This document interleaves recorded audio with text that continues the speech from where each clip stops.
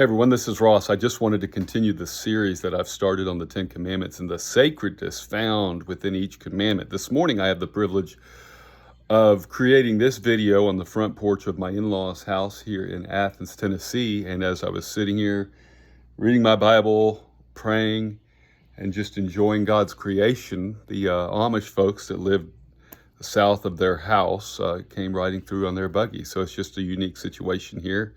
Small town USA, but this place is growing, a lot of growth, a lot of families moving in, and a lot of things happening.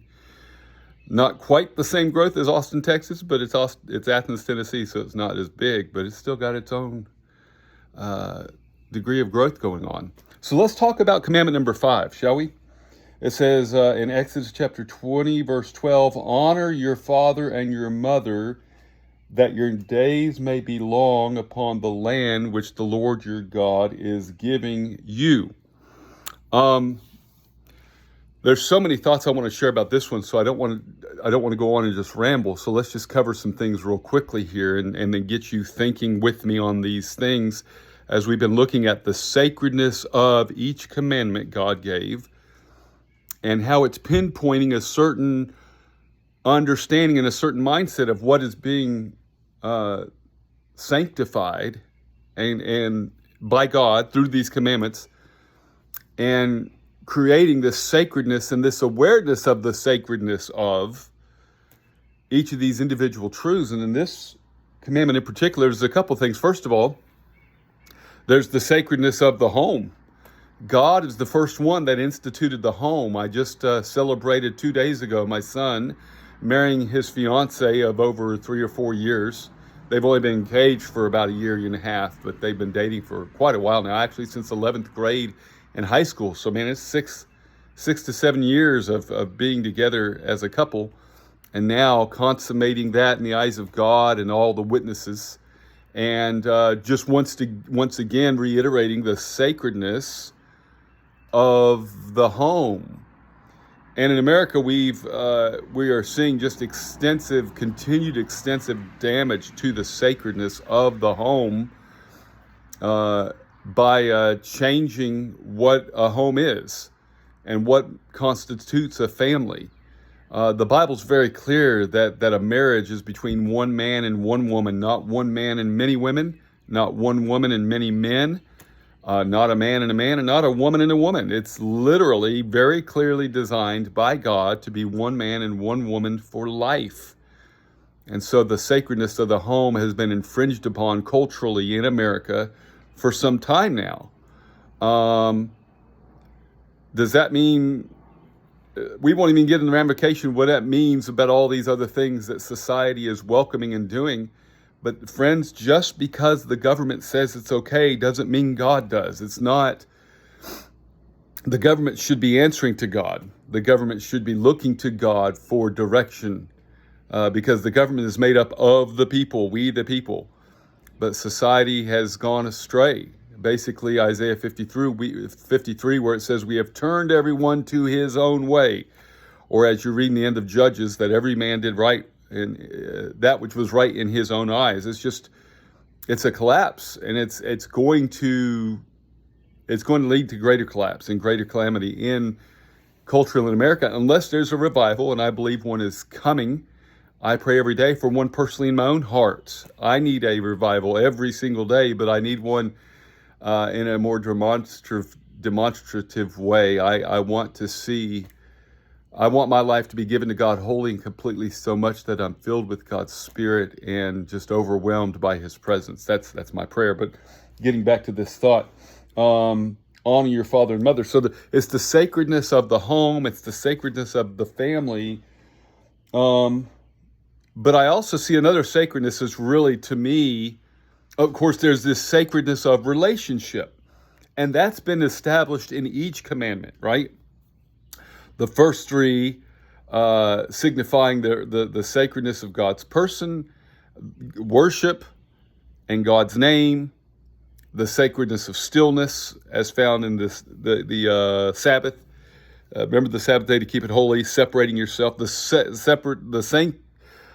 sacredness of separation from the world and to God. There's so much there. I haven't done any of these justice, so I apologize ahead of time.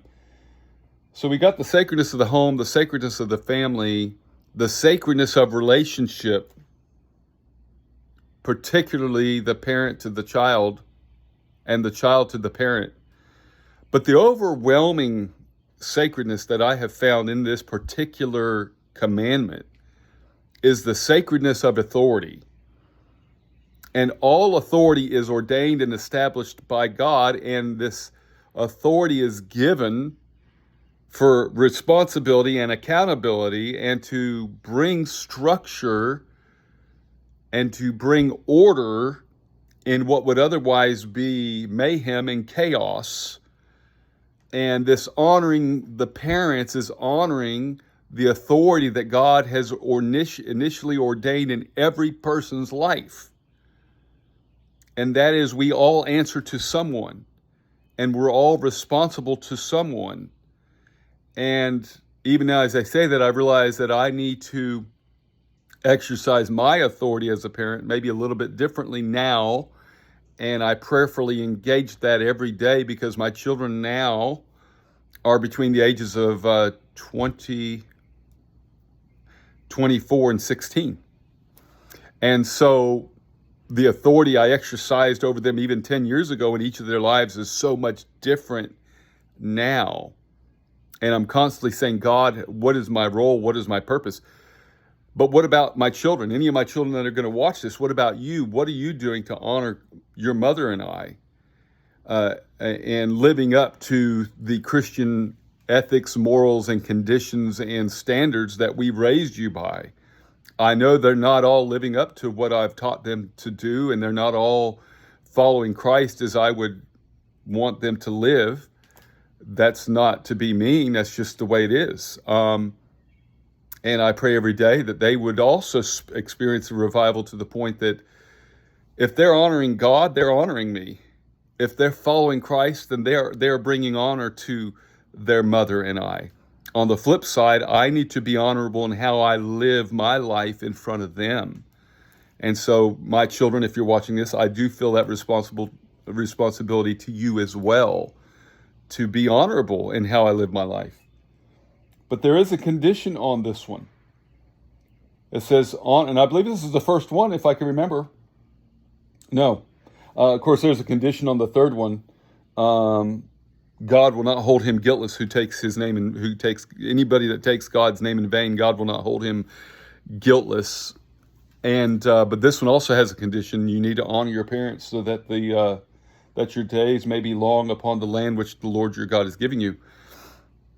I believe there's deeper built-in meaning in that, and I believe you'll live a fuller, happier life when you live an honorable life that pleases and honors your parents, that they can look on you and say, this is my beloved child in whom I am well pleased. God was able to say that about his son, Jesus Christ. I want to be able to say that about my children. I want them to live in a way that when I hear about their exploits and their pursuits and their lifestyle, that I can be like, man, I'm thankful on how they're living their life. Let me throw one more caveat in here, and one more, maybe not a caveat, one more idea in on this idea of honoring your parents. Notice it doesn't say obey your parents. I believe this is because this takes it deeper. It's more of the spirit of how you've been brought up, and not the letter of the law of how you've been brought up, but the spirit of how your parents have raised you. And here's my thoughts on honoring your parents versus obeying your parents.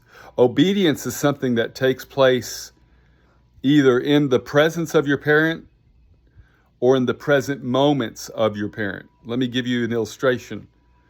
Hey, go make your bed. They trot off and make their bed. They've obeyed me. Hey kids, I'm going to be gone for a couple hours. Clean your room and do your chores. I'm no longer present, but in the presence of what I've told them, for them to do that is honoring to me, because it says that they respect the authority that God has given me, and they respect the command that I've given them. So what honoring is more like the second part, doing and being what your parents do and have taught you to be when they're nowhere around to hold you accountable and responsible. Like there's my 24-year-old son, there's no way I'm going to follow him around and say, are you cleaning your room? Are you going to work on time? Are you living a good life? Are you living up to the standard, the ideals that we've taught you, the biblical principles that we've, given you over the 18 years of life before you left home? But the way he honors his mother and father is by living up to the standard that we have raised him to live by. And so that's what I would encourage you just to think about when it says honor your father and your mother. Realize there's a continued responsibility in all of our lives to honor the legacy and the heritage that we have been given by them, and to continue to live that and hopefully exceed that. Take what you've been given and go further with it than your parents did. I think that's an honorable thing to do. So in the big picture, though, I do believe that the sacredness being represented here in commandment number 5 is the sacredness of authority as established by God for us to live in this world. And there you go. Have a great day.